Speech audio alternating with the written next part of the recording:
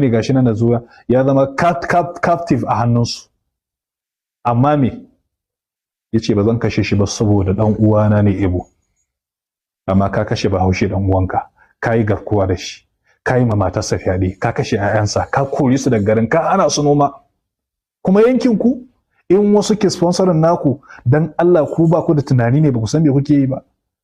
Su ma din ba wasu ne ke sponsorin nasu ba, amma sun san nasu, sun san mata, sun san yara. Saboda Allah jama'a, ba za mu kan mu ka faɗa ba a matsayinmu na mutanen Arewa. Ba za mu kan mu faɗa ba.